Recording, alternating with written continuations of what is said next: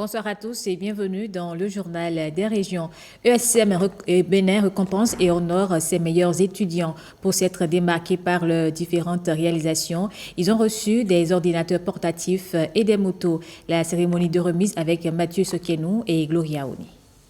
Une initiative qui crée un environnement où l'excellence est valorisée. Chaque meilleur étudiant de l'École supérieure de management du Bénin est récompensé et célébré suite à l'obtention des résultats exceptionnels aux examens scolaires et nationaux.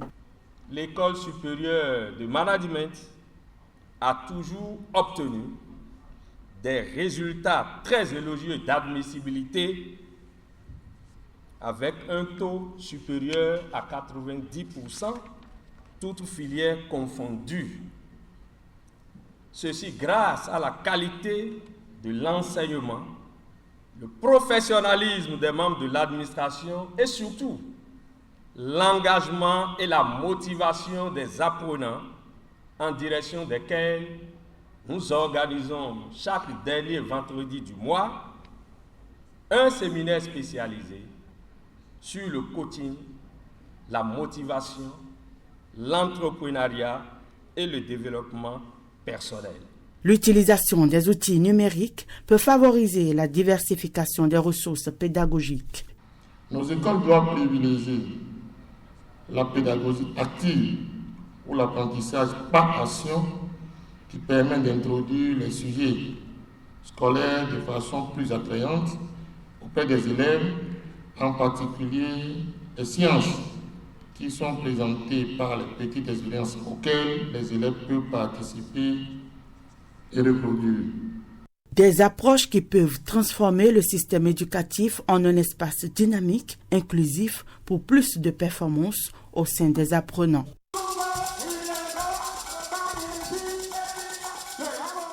La secrétaire exécutive de l'Institut national de la femme était au CEG1 à Promisrété.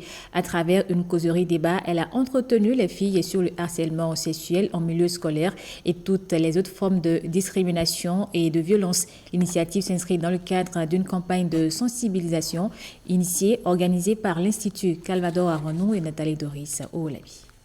Une causerie débat à l'intention des élèves filles du CEG à Promisrété sur le harcèlement sexuel en milieu scolaire et toutes les autres formes de discrimination et de violence. L'initiative s'inscrit dans le cadre de la campagne de sensibilisation démarrée depuis le 7 octobre par l'Institut national de la femme. Comme vous le savez, il y a eu des lois qui ont été votées et qui punissent sévèrement les relations enseignants-élèves. Il était donc tout à fait normal que nous puissions revenir sur ces lois, sur les peines encourues et insister sur le fait qu'une relation élève-professeur est strictement interdite. J'ai retenu qu'on doit atteindre notre objectif avant d'aller au CES, devenir quelque chose demain. On va avoir des discussions entre parents et enfants. Ou bien, si les parents ne veulent pas avoir des conversations avec nous, on ira chez des professeurs pour expliquer nos difficultés.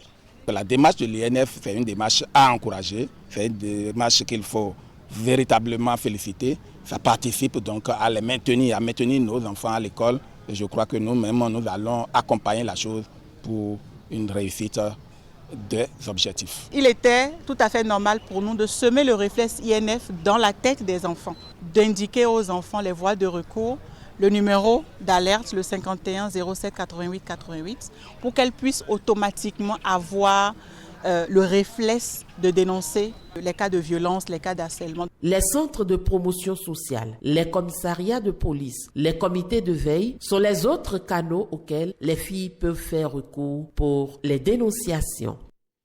Le 16 octobre dernier, c'était la journée mondiale de l'alimentation au Bénin. C'est la commune de Zakota, dans le département du Zou, qui a accueilli les manifestations officielles. Cette célébration, couplée avec la 28e édition de Téléfood, met en lumière les problématiques mondiales de malnutrition et sensibilise aux enjeux de la sécurité alimentaire. Pierrette Adayossi pour les précisions.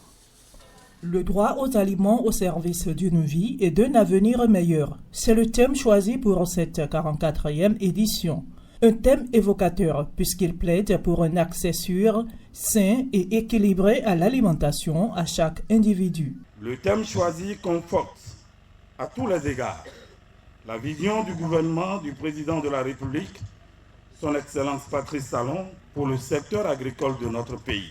En effet, la mise en œuvre du plan stratégique de développement du secteur agricole, dont l'horizon est pour 2025, et des plans nationaux d'investissement agricole et de la sécurité alimentaire nutritionnelle PNIASAN a permis de doter cette vision d'une boussole et d'importantes ressources financières pour engager plusieurs actions porteuses de résultats très appréciables. Le Bénin a adhéré aussi à l'initiative Main dans la main de la FAO. D'ici l'année prochaine, le pays pourra participer au Forum mondial des investisseurs organisé par la FAO afin de financer le développement des filières prioritaires à fort potentiel agricole qui seront retenues dans le cadre de cette initiative en vue d'améliorer la sécurité alimentaire et de réduire la pauvreté dans les ménages des zones ciblées. Justement, dans des zones ciblées dans le monde, plus de 730 millions de personnes n'ont pas les moyens de s'alimenter sainement, selon la FAO. Une situation exacerbée par les défis liés au changement climatique. Et pour relever ce défi que représente l'éradication de la faim et de la malnutrition, depuis 2017, la Journée mondiale de l'alimentation se célèbre conjointement avec la campagne du Téléfood pour une collecte de fonds pour l'alimentation. Mon souhait, le plus ardent, est que la présente édition permette de relever de façon substantielle le niveau de contribution de notre pays. À l'occasion, les lauréats du concours de réalisation de posters dans le cadre de la journée ont été primés. Les meilleurs groupements de femmes ont reçu des équipements. L'ONG Jeunes Volontaires pour l'Environnement a réussi le pari du projet Djougou Green Resilience grâce au fonds de résilience de l'ambassadeur des États-Unis d'Amérique. Dans la mise en œuvre du projet, des groupements de femmes ont bénéficié de biodigesteurs pour leurs activités. L'ambassadeur des États-Unis au Bénin a fait le déplacement pour assister à l'inauguration à Soubroukou, un village de l'arrondissement de Djougou 1. Jean-Claude James pour les précisions. Le joyau mis en service en présence du partenaire est conçu pour la gestion et la fourniture de l'électricité. Le biodigesteur réalisé ici à Soubroukou, mais aussi à Barienou et à Serrou, suivant les objectifs de Djougou Green Resilience. Nous avons 3 différents groupements que nous avons accompagnés avec un biodigesteur de 8 mètres cubes. Ici, nous sommes avec les femmes transformatrices d'Anakad de Soubroukou, mais également pour les femmes transformatrices de Serrou, qui transforment le soja en fromage, et les femmes également de Monet dans Barienou ont également eu un biodigesteur. Elles transforment le karité en beurre.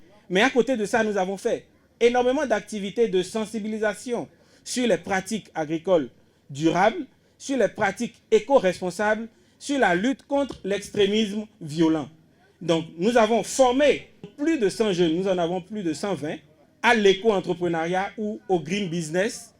Par ma voix, nous vous disons merci et que nous C'est un nouveau pas encourageant dans la lutte. Cette action s'inscrit dans le cadre d'un effort plus large des États-Unis visant à prévenir les conflits et à promouvoir la stabilité dans le nord du Bénin et dans les pays du littoral de l'Afrique de l'Ouest. Je tiens à remercier le responsable du projet de l'ONG JVE. Nous nous engageons à travailler avec des partenaires locaux au Bénin qui partagent nos idéaux, notre passion et notre vision d'un Bénin fort et pacifique. Merci pour avoir pensé à ma commune et merci pour avoir pensé aux femmes de Djougou. Nous espérons vivement qu'une nouvelle phase de ce projet pourra voir le jour. Ces jeunes et ces femmes formées sont désormais des ambassadeurs de paix, mais également de solutions et innovations vertes basées sur des opportunités environnementales. Allons sur les planches maintenant. La délégation du projet Souhaite Bénin poursuit sa tournée dans les différents départements du Bénin pour détecter des talents artistiques des jeunes élèves dans le domaine du théâtre. Dans le zoo, les 4 collèges d'enseignement général sélectionnés sont mis en compétition à Abomey. Pierrette Adanyossi et Kanel Kapo. Ta mère et moi avions discuté. Il est temps que tu arrêtes l'école et que tu te maries au fils du vieux Kofi. Des pièces théâtrales réalisées et présentées par des apprenants des classes culturelles. Je veux choisir mon propre destin. L'école est ma voie vers l'indépendance, vers la réalisation de mes rêves. Les thèmes abordés sont divers. Scolarisation et autonomisation des filles. L'accès aux soins de santé reproductive. Si tu faisais bien tes toilettes, ou bien si tu avais bien tes dessous, tu éviteras les infections. Elle ne sera pas là. Grossesse non désirée en milieu scolaire. Je suis sorti avec plusieurs autres hommes avant mon arrivée. Et tu veux parler de grossesse et mon avenir à moi. Sors de chez moi. Stop aux violences faites aux filles. Des thématiques du projet Swed Bénin, mises en scène par ces apprenants des classes culturelles du zoo.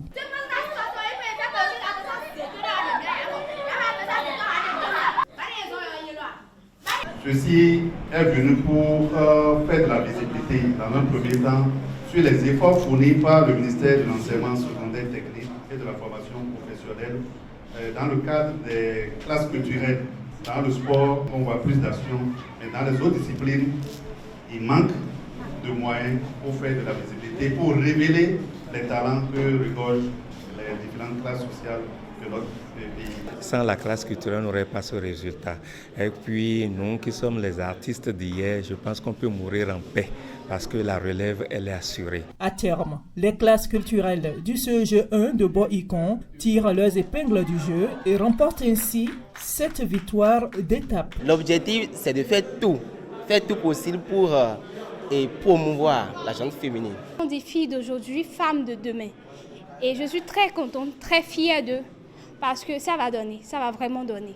Je vais juste remercier d'abord dans un premier temps la Banque mondiale qui a mis le financement à la disposition du Bénin pour la mise en œuvre des activités du projet Swed Bénin et saluer le leadership de Madame le ministre des Affaires sociales et de la microfinance, Madame Véronique Toye-Fori, qui ne ménage aucun effort pour nous accompagner dans tout ce que nous sommes en train de faire. Après cette étape du zoo, la délégation prend la direction des départements du Monokoufo avant la phase nationale.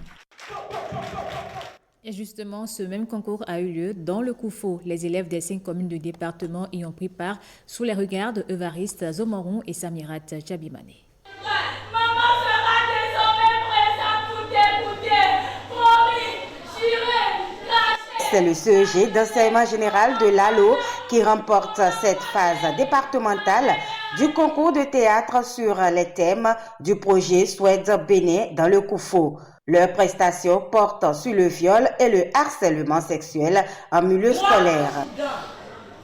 Mon objectif était juste de l'aider.